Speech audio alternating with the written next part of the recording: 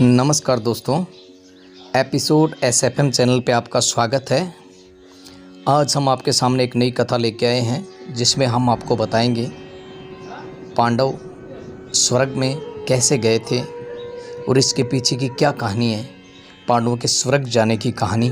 आइए जानते हैं पौराणिक कथाओं के आधार पर इस कहानी के बारे में। श्री कृष्ण सहित पूरे यदुवंशियों के मारे जाने से दुखी पांडव भी परलोक जाने का निश्चय करते हैं और इस क्रम में पांचों पांडव और द्रौपदी स्वर्ग पहुंचते हैं, जहां द्रौपदी, भीम, अर्जुन, सहदेव और नकुल शरीर को त्याग कर स्वर्ग जाते हैं। वहीं युधिष्ठिर सशरीर स्वर्ग पहुंचते हैं। हालांकि उन्हें अपनी एक गलती के कारण कुछ समय नरक में भी बिताना पड़ता है। इस पूरे सफर में उनके साथ एक कुत्ता भी होता है। आइए अब विस्तार पूर्वक जानते हैं कि वो कुत्ता कौन था तथा पांडवों को स्वर्ग पहुंचने में किन किन कठिनाइयों का सामना करना पड़ा।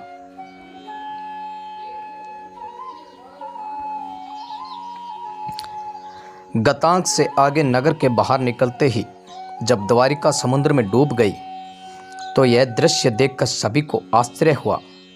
अर्जुन यदुवंश की स्त्रियों व द्वारका वासियों को लेकर तेजी से हस्तिनापुर की ओर जाने लगे। रास्ते में पंचनंद देश में अर्जुन ने पड़ाव डाला। वहां रहने वाले लुटेरों ने जब देखा कि अर्जुन अकेले ही इतने बड़े जन समुदाय को लेकर जा रहे हैं तो धन के लालच में आकर उन्होंने उन पर हमला कर दिया। अर्जुन ने लुटेरों को चेतावनी दी, लेकिन फिर भी वे नहीं माने और लूटपाट करने लगे। तब अर्जुन ने अपने दिव्य अस्त्र शस्त्रों का स्मरण किया, लेकिन उनकी स्मरण शक्ति लुप्त हो गई थी। अर्जुन ने देखा कि कुछ ही देर में उनकी तरकस के सभी बाण भी समाप्त हो गए। तब अर्जुन बिना अस्त्र शस्त्र से ही लुटेरों से युद्ध करने लगे, लेकिन देखते ही देखते लुटेरे बहुत सा धन और स्त्रियों को लेकर भाग गए। अस्त्रों का ज्ञान लुप्त हो गया, धनुष पर काबू नहीं चलता था, अक्षय बाण भी समाप्त हो गए। यह देखकर अर्जुन को बहुत दुख हुआ। जैसे जैसे अर्जुन यदुवंश की बच्ची हुई स्त्रियों व बच्चों को लेकर कुरुक्षेत्र पहुँचे, यहाँ आकर अर्जुन ने वज्र को इंद्रप्रस्थ का राजा बना दिया। रुक्मणी का सेव्या हेमवती तथा जाम्बवंती आदि रानियां अग्नि में प्रवेश कर गई। शेष वन में तपस्या करने के लिए चली गई। बुढ़ों, बालकों व अन्य स्त्रियों को अर्जुन ने इंद्रप्रस्थ में रहने के लिए कहा। वज्र को इंद्रप्रस्थ का राजा बनने के बाद अर्जुन महर्षि वेदव्यास के आश्रम में पहुंचे। यहाँ आकर अर्जुन ने महर्षि वेदव्यास को बताया कि श्री कृष्ण बलराम सहित सारे यदुवंशी समाप्त हो चुके हैं। तब महर्षि ने कहा कि यह सब इसी प्रकार होना था, इसलिए इसके लिए शोक नहीं करना चाहिए। तब अर्जुन ने यह भी बताया कि किस प्रकार साधारण लुटेरे उनके सामने यदुवंश की स्त्रियों को हर कर ले गए और वे कुछ भी न कर सके।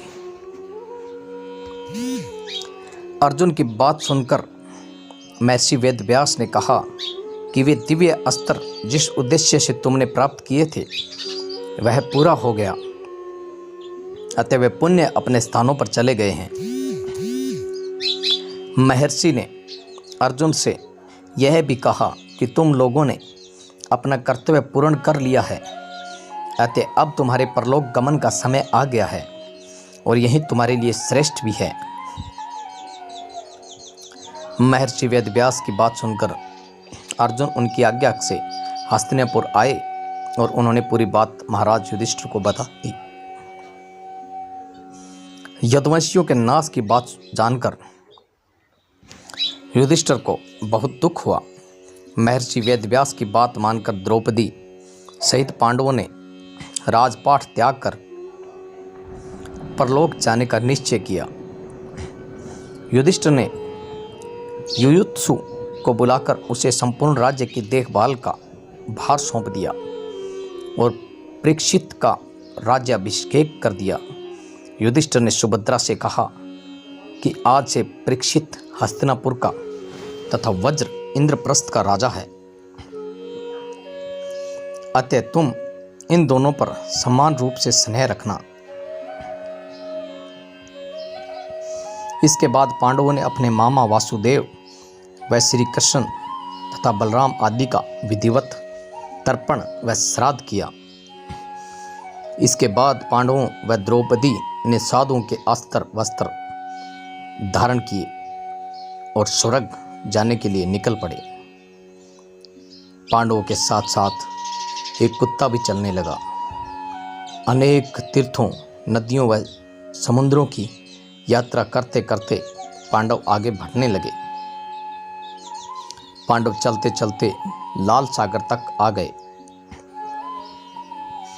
अर्जुन ने लोभवश अपना गांडीव धनुष व अक्षय तर्कसों का त्याग नहीं किया था।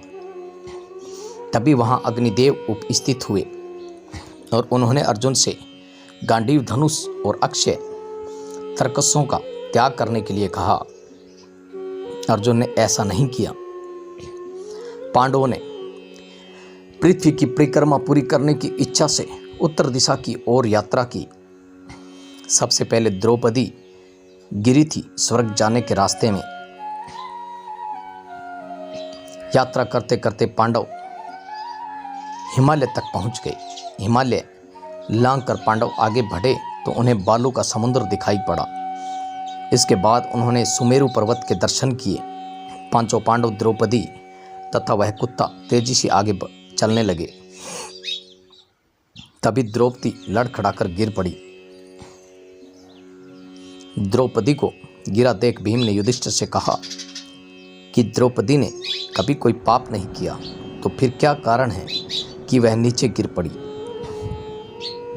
युधिष्ठिर ने कहा कि द्रौपदी हम सभी में अर्जुन को अधिक प्रेम करती थी, इसलिए उसके साथ ऐसा हुआ है। ऐसा कहकर युधिष्ठिर द्रौपदी को देखे बिना ही आगे बढ़ गए। थोड़ी देर बाद सहदेव भी गिर पड़े। भीमसेन ने सहदेव के गिरने का कारण पूछा तो युधिष्ठिर ने बताया कि सहदेव किसी को अपने जैसा विद्वान नहीं समझता था। इसी दोष के कारण उसे आज गिरना पड़ा है। कुछ देर बाद नकुल भी गिर पड़े। भीम के पूछने पर युधिष्ठिर ने कहा कि नकुल को अपने रूप पर बहुत अभिमान था, इसलिए आज इसकी यह गति हुई है। थोड़ी देर बाद अर्जुन भी गिर पड़े। युधिष्ठिर ने भीमसेन को बताया कि अर्जुन को अपने पराक्रम पर अभिमान था। अर्जुन ने कहा था कि मैं एक ही दिन में शत्रुओं का नाश कर दूंगा, लेकिन ऐसा कर नहीं पाए। अपने अभिमान के कारण ही अर्जुन की आज यह हालत हुई है। ऐसा कहकर युधिष्ठिर आगे बढ़े। थोड़ी देर आगे चलने पर भीम भी गिर गए। जब भीम ने युधिष्ठिर से कारण पूछा तो उन्होंने बताया कि तुम खाते बहुत थे और अपने बल का झूठा प्रदर्शन करते थे, इसलिए तुम्हें आज भूमि पर गिरना पड़ा है। यह कहकर युधिष्ठिर आगे चल दिए। केवल वह कुत्ता ही उनके साथ चलता रहा। कुत्ते को अपने साथ स्वर्ग ले जाना चाहते थे युधिष्ठिर कुछ ही दूर चले थे कि उन्हें स्वर्ग ले जाने के लिए स्वयं देवराज इंद्र अपना रथ लेकर आ गए। तब युधिष्ठिर ने इंद्र से कहा कि मेरे भाई और द्रौपदी मार्ग में ही गिर पड़े, वे भी हमारे साथ चलें, ऐसा व्यवस्था कीजिए। तब इंद्र ने कहा कि वे सभी पहले ही स्वर्ग पहुंच चुके हैं। वे शरीर त्याग कर स्वर्ग पहुंचे हैं और आप सशरीर स्वर्ग में जाएंगे। इंद्र की बात सुनकर युधिष्ठिर ने कहा कि यह कुत्ता मेरा परम भक्त है, इसलिए इसे भी मेरे साथ स्वर्ग जाने की आज्ञा दीजिए। लेकिन इंद्र ने ऐसा करने से मना कर दिया। काफ़ी देर समझाने पर भी जब युधिष्ठिर बिना कुत्ते के स्वर्ग जाने के लिए नहीं माने तो कुत्ते के रूप में यमराज अपने वास्तविक स्वरूप में आ गए। वह कुत्ता वास्तव में यमराज ही थे। युधिष्ठिर को अपने धर्म में स्थित देखकर यमराज बहुत प्रसन्न हुए।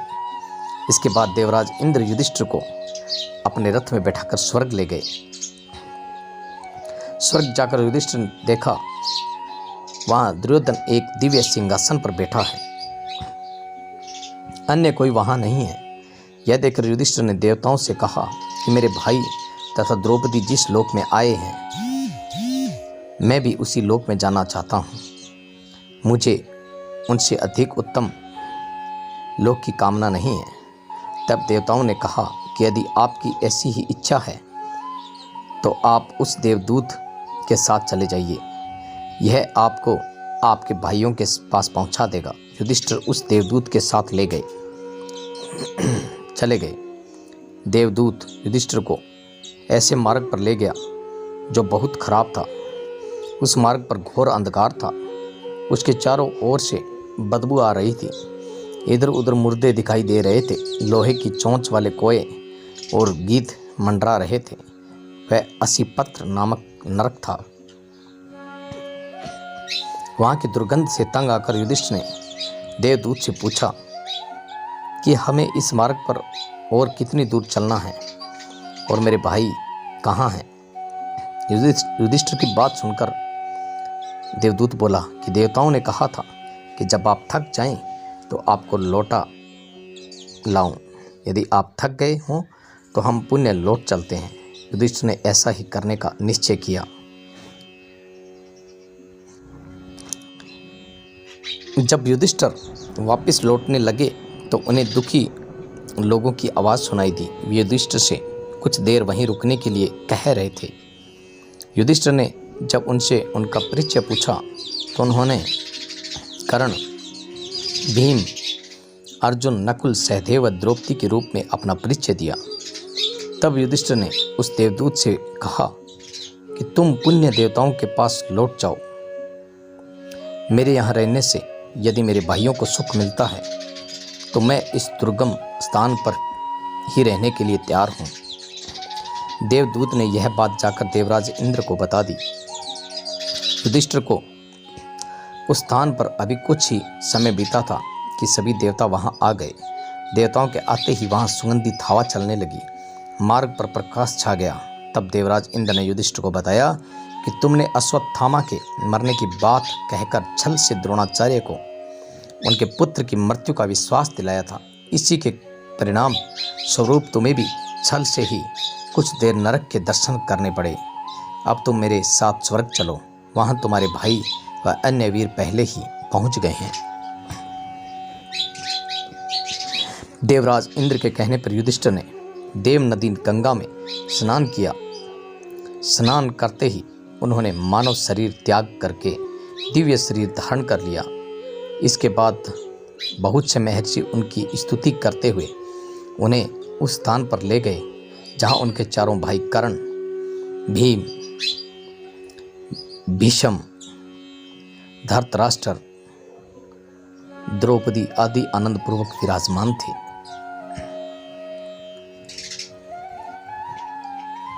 युधिष्ठिर ने वहां भगवान श्री कृष्ण के दर्शन किए। अर्जुन उनकी सेवा कर रहे थे। युधिष्ठिर को आया देख श्री कृष्ण व अर्जुन ने उनका स्वागत किया।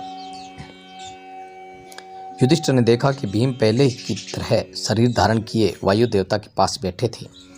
कर्ण को सूर्य के समान स्वरूप धारण किए बैठे देखा। नकुल व सहदेव अश्विनी कुमारों के साथ बैठे थे। देवराज इंद्र ने युधिष्ठिर को बताया कि ये जो साक्षात भगवती लक्ष्मी दिखाई दे रही हैं, उनके अंश से ही द्रौपदी का जन्म हुआ था। इसके बाद इंद्र ने महाभारत युद्ध में मारे गए सभी वीरों के बारे में युधिष्ठिर को विस्तार पूर्वक बताया। इस प्रकार युधिष्ठिर अपने भाइयों व अन्य संबंधियों को वहां देखकर बहुत प्रसन्न हुए। आज की कहानी में बस इतना ही। नेक्स्ट कोई रोचक पौराणिक कथा सुनने के लिए हमारे चैनल को सब्सक्राइब कीजिए और साथ में बेल आइकन दबाएं। तब तक दीजिए इजाज़त। धन्यवाद।